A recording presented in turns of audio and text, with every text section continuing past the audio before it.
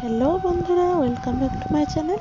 আজকে তোমাদের সাথে আবার একটা নতুন ব্লগ শেয়ার করতে চলেছি। আজকে শেয়ার করছি জামাই ষষ্ঠীর স্পেশাল ব্লগ। তো দেখতেই পাচ্ছ আমার বরকে আশীর্বাদ করা হচ্ছে জামাই হিসেবে।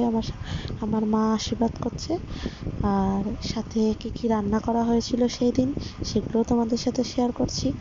দেখতে পেলে বড় বড় গলদা চিংড়ি নিয়ে আসা হয়েছিল, সেগুলোকে ভালো করে পরিষ্কার করে ধুয়ে বেছে রেখে দেওয়া হলো।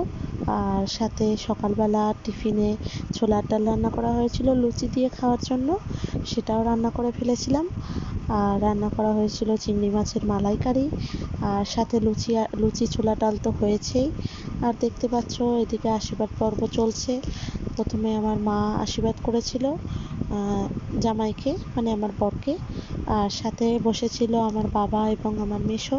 তাদেরকে আশীর্বাদ করতো আমার দিদা, কিন্তু তিনি আর বেঁচে নেই। তো তার পরিবর্তে আমার বড় মামি, যেহেতু এখন উনি সংসারে বড়জন, মানে মহিলা হিসেবে বড়জন, সেহেতু উনি বড় জামাইদেরকে আশীর্বাদ করছে। প্রথমে আমার বাবাকে আশীর্বাদ করলো, তারপর আমার মেসোকে আশীর্বাদ করলো, যেহেতু উনি ছোট জামাই, তো ওনাকে একটু আশীর্বাদ করলো রসিকতার সাথে। তারপরে আমার জামাইকে আশীর্বাদ করেছে। তো প্রথমে আমার জামাইকে আশীর্বাদ করেছিল, যেহেতু জামাই ষষ্ঠীর স্পেশাল জামাই হিসেবে। তো দেখতে পাচ্ছ এখানে কি কি সাজানো হয়েছিল সেগুলো আমি তুললাম। নানা রকম ফল দিয়ে, মিষ্টি দিয়ে, দই, খই চিড়ে, সমস্ত কিছু দিয়ে থালাটা সাজানো হয়েছিল। তার সাথে দেখতে পাচ্ছ আরেকজন স্পেশাল মানুষ বসে রয়েছে, আমার একমাত্র ছেলে।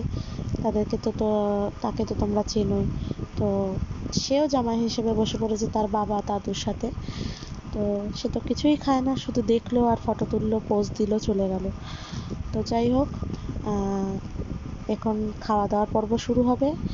আর ওদিকে রান্না বান্নাও হয়ে গেছে জামাই ষষ্ঠীর স্পেশাল মেনুগুলো। তো কার কার বাড়িতে এত সুন্দর করে আয়োজন করে জামাই ষষ্ঠী সেলিব্রেট হয়েছে আমাকে কমেন্ট করে সবাই জানাও। তো দেখতে পাচ্ছ এখানে দুপুরে রান্না বান্নার যেগুলো খাবার দেওয়া হবে সেগুলো আয়োজন করে নেওয়া হচ্ছে। তো আজকের মতো ব্লগ এখানেই শেষ করছি। সবাইকে টাটা।